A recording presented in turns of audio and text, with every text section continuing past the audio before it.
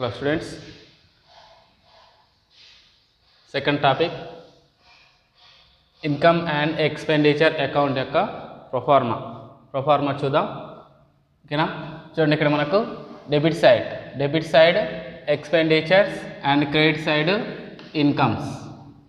ఇంకా ఇక్కడ చూడండి మనకి ఇక్కడ expenditure income and expenditure account similar to nominal account.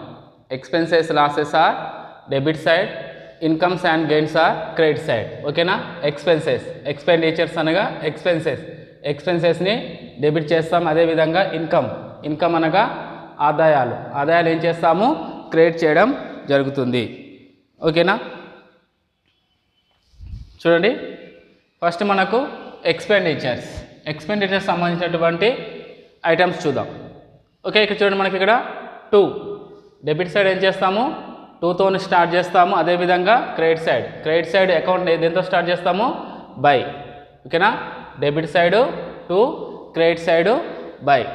Okay, ఇక్కడ చూడండి ఇక్కడ మనకు first 2 expenses paid, any expenses.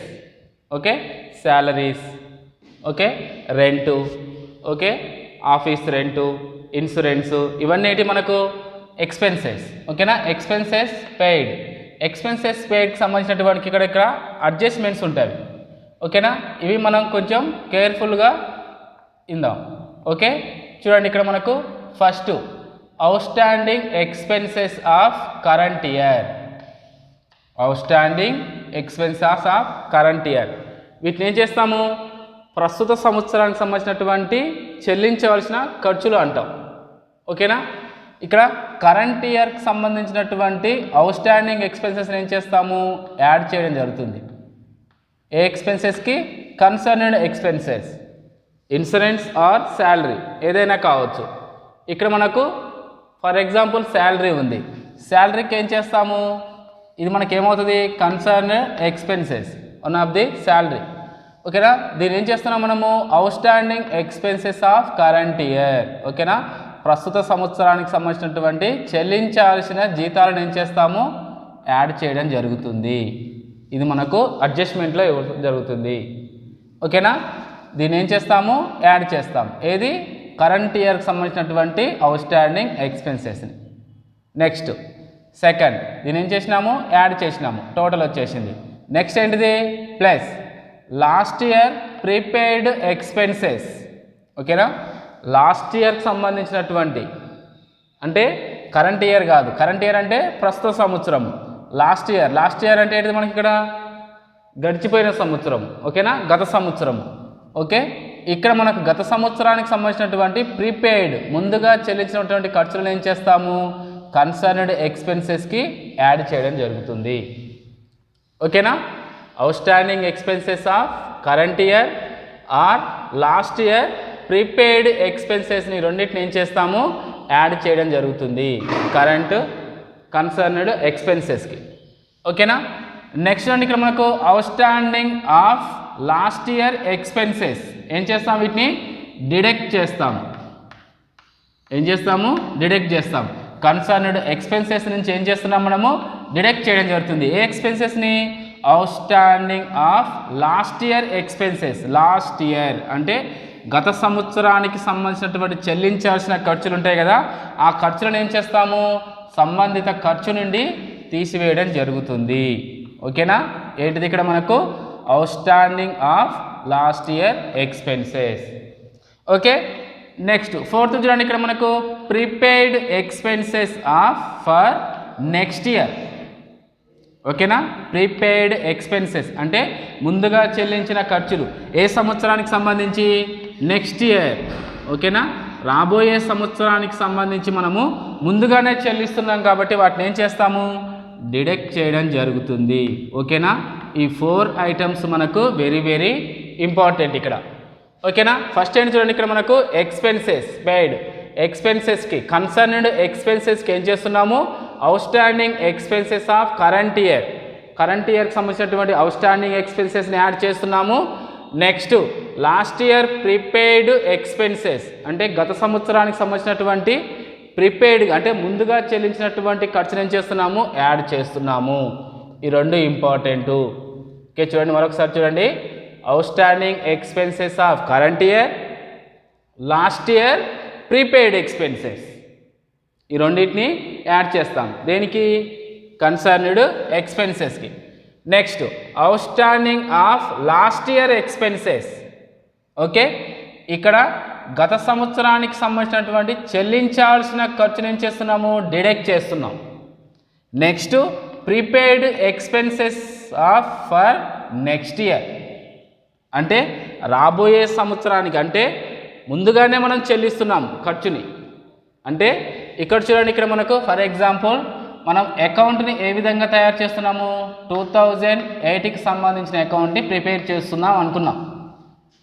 ఓకేనా, ఇక్కడ మనకు ఏమున్నవి ఎక్స్పెన్సెస్ 2007 ఉన్నవి, అదేవిధంగా 2009 ఉన్నవి. అంటే మనం ప్రిపేర్ చేసేది ఏ అకౌంటు, 2008. ఓకేనా, ఇక్కడ చూడండి, ఇక్కడ ఏమంటుండు, outstanding expenses of current year. Outstanding expenses current year అంటే ఏంటిది, 2008. 2008కి సంబంధించినటువంటి ఎక్స్పెన్సెస్ని ఏం చేస్తాము, యాడ్ చేస్తాం. నెక్స్ట్ లాస్ట్ ఇయర్ ప్రీపెయిడ్ ఎక్స్పెన్సెస్ని యాడ్ చేస్తున్నాం. అంటే లాస్ట్ ఇయర్ అంటే ఏంటిది, ఇక్కడ మనకు 2007. 2007కి సంబంధించి, అంటే మనం అకౌంట్ దేన్ని ప్రిపేర్ చేస్తున్నాము, 2008కి.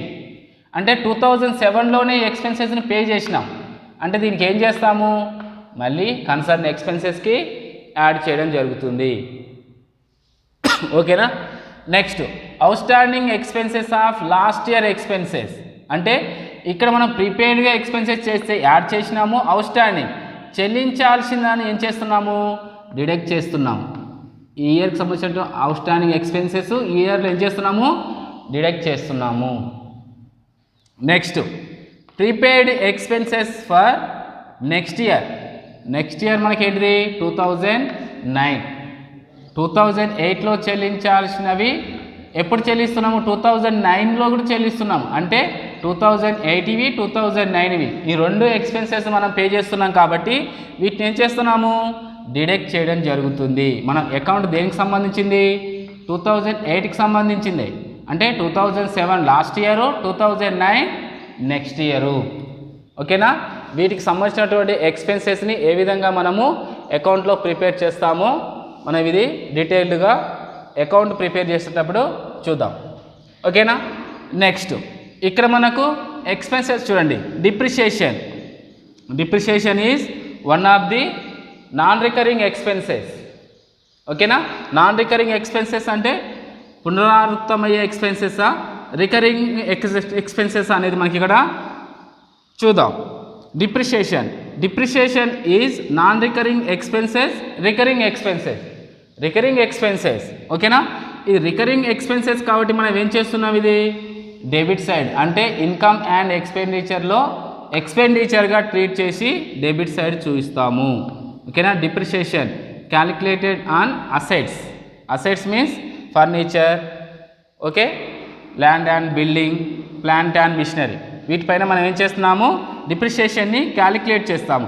డిప్రిషియేషన్ క్యాలిక్యులేట్ చేయగా ఆ డిప్రిషియేషన్ అమౌంట్ ఏం చేస్తున్నాం, ఇక్కడ మనము ఎక్స్పెండిచర్, ఇన్కమ్ అండ్ ఎక్స్పెండిచర్ అకౌంట్లో డెబిట్ సైడ్ చూపించుకోవడం జరుగుతుంది. Next general expenses. General expenses కూడా one of the recurring expenses, పునరుత్పాదనమయ్యే ఖర్చు. నెక్స్ట్ న్యూస్ పేపర్స్ కానీ అదేవిధంగా మ్యాగజైన్స్, ఇవి కూడా recurring expenses. Audit fees recurring expenses. Honorarium, ఇది one of the recurring expenses. అంటే దీన్ని ఏమంటాము, గౌరవ వేతనంగా చెప్పవచ్చును. అంటే ఇక్కడ మనకు లెక్చరర్ ఇస్తాడు, ఏ విధంగా మోటివేషన్ క్లాస్ అంటాం కదా, మోటివేషన్ చేయడానికి ఇక్కడ మనకు పేమెంట్ చేసేది ఏమంటే మనము హానరోరియంగా చెప్పవచ్చును, అంటే గౌరవ వేతనము. ఇది one of the recurring expenses. Next loss from sale of asset. అంటే ఇక్కడ మనకు ఆస్తి అమ్మినాం, అసెట్ను సేల్ చేయగా వచ్చినటువంటి నష్టాన్ని ఏం చేస్తాము, డెబిట్ చేయడం జరుగుతుంది. ఓకేనా, నెక్స్ట్ చూడండి, ఇక్కడ మనకు printing and stationery, A one of the recurring expenses. Bank charges one of the recurring expenses. Entertainment expenses, ఇవి కూడా రికరింగ్ ఎక్స్పెన్సెస్. సండ్రే ఎక్స్పెన్సెస్ కూడా రికరింగ్ ఎక్స్పెన్సెస్. ఓకేనా, ఇక్కడ మనకు all recurring expenses are debit side, income and expenditure అకౌంట్లో debit side post చేయడం జరుగుతుంది. ఓకేనా, ఇవి మనకేంటివి ఆల్ రికరింగ్ ఎక్స్పెన్సెస్గా చెప్పవచ్చును. Non recurring expenses not considered in the income and expenditure account. అంటే ఇక్కడ మనము తీసుకోకూడదు, ఏమి తీసుకోకూడదు, ఓన్లీ మనము పునరావృతమయ్యే ఖర్చులను మాత్రమే తీసుకోవాలి. వాటిని ఏమంటాం మనము రెవెన్యూ ఎక్స్పెన్సెస్గా చెప్పవచ్చును. అంటే నాన్ రికరింగ్ అంటే పునరావృతం కానటువంటి ఖర్చులను ఇక్కడ తీసుకొనకూడదు. ఓకేనా, నెక్స్ట్ రండి ఇక్కడ మనకు ఇన్కమ్స్ చూద్దాం. ఇన్కమ్స్లలో ఫస్ట్ మనకి ఏముంటుందంటే సబ్స్క్రిప్షన్స్ రిసీవ్డ్. సబ్స్క్రిప్షన్స్ అనగా చందాలు, వసూలైనటువంటి చందాలు. వీటికి కూడా మనకు అడ్జస్ట్మెంట్ ఉంటుంది. చూడండి, ఇవి కూడా మనకు అడ్జస్ట్మెంట్లో చూద్దాం. Out standing of current year subscriptions సంబంధించి చూడండి 2008కి అకౌంట్ ప్రిపేర్ చేస్తే 2007, 2009 అంటే ఇది 2007 last year, 2008 current year, 2009 next year. Okay, ఇక్కడ చూడండి, ఇక్కడ మనకు out standing of current year అంటే అవుట్ స్టాండింగ్ చెల్లించాల్సినటువంటి సబ్స్క్రిప్షన్స్, కరెంట్ ఇయర్కి సంబంధించినటువంటి సబ్స్క్రిప్షన్స్ ఉంటే వాటిని ఏం చేస్తాము, యాడ్ చేయడం జరుగుతుంది. Okay, next pre received during the last year అంటే లాస్ట్ ఇయర్కి సంబంధించినటువంటి చందాలను అంటే సబ్స్క్రిప్షన్స్ని మనం ఏం చేసినాము, ముందుగానే రిసీవ్ చేసుకున్నాము. ఈ ముందుగానే రిసీవ్ చేసుకున్నటువంటి ఏం చేస్తున్నాము, యాడ్ చేస్తున్నాము.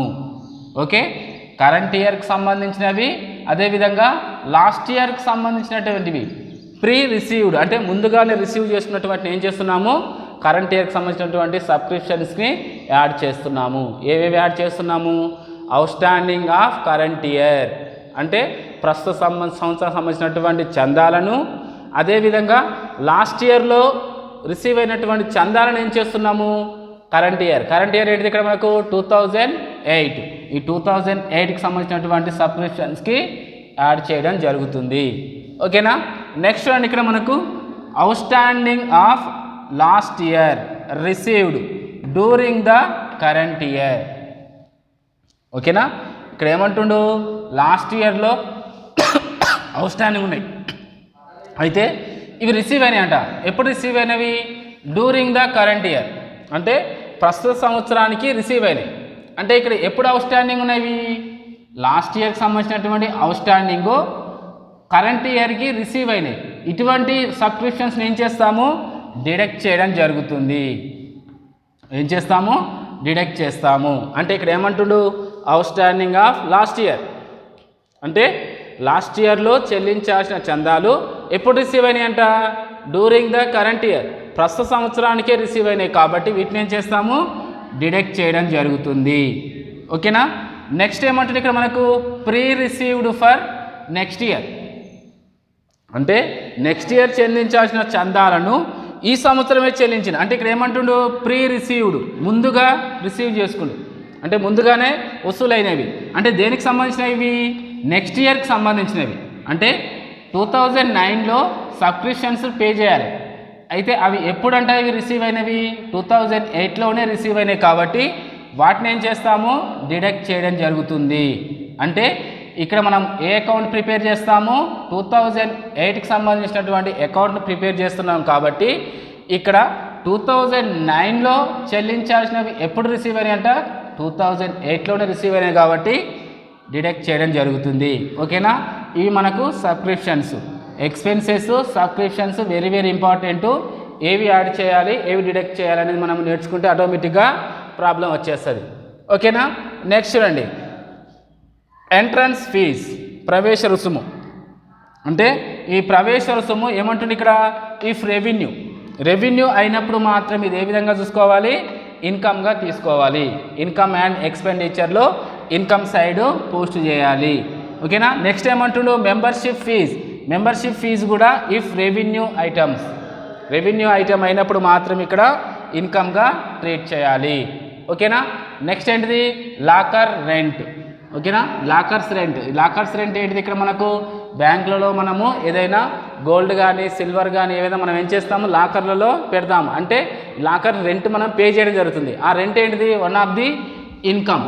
ఓకేనా, ఇది కూడా మనకు ఇన్కమ్గా భావించి క్రెడిట్ సైడ్ పోస్ట్ చేయాలి. Next general donations. ఈ డొనేషన్స్ కూడా జనరల్ డొనేషన్, సాధారణ విరాళాలుగా చెప్పవచ్చును. అంటే ఇక్కడ ఏమంటుండు, ఓన్లీ స్మాల్ అమౌంట్ మాత్రమే తీసుకోవాలి, హగే అమౌంట్ని తీసుకోకూడదు. అంటే ఏంటిది, ఇక్కడ మనకు 10,000 బిలో ఉన్నటువంటి అమౌంట్ మాత్రం ఇక్కడ తీసుకోవడం జరుగుతుంది. ఓకేనా. నెక్స్ట్ ఏంటిది, ఇంట్రెస్ట్ అండ్ డివిడెండ్స్. ఇవి కూడా one of the income. Next interest and investments. ఓకేనా. ఇవి కూడా ఇంట్రెస్ట్ అనేది మనకు ఇన్వెస్ట్ పైన, పెట్టుబడుల పైన వచ్చినటువంటి వడ్డీని కూడా ఇన్కమ్గా భావించుకొని మనము క్రెడిట్ సైడ్ తీసుకోవాలి. ఓకేనా. చూడండి ఇక్కడ మనకి ఏమొస్తుంది, సర్ప్లస్ ఆర్ డెఫిసిట్. ఇక్కడ ఏమంటాడు, సర్ప్లస్ ఏ విధంగా వస్తుంది, excess of income over expenditure. అంటే ఇన్కమ్స్ ఎక్కువగా ఉండి ఎక్స్పెండిచర్స్ తక్కువగా ఉన్నప్పుడు మనకి ఏమవుతుంది, surplus. Next excess of expenditures over income. Expenditures ఎక్కువగా ఉండి ఇన్కమ్స్ తక్కువగా ఉన్నప్పుడు ఏమొస్తుంది, డెఫిసిట్గా ట్రీట్ చేసుకోవాలి. ఓకేనా. ఇది మనకేంటిది, income and expenditure account proforma. Okay. Next క్లాస్లో దీనికి సంబంధించినటువంటి ప్రాబ్లమ్ చూద్దాం.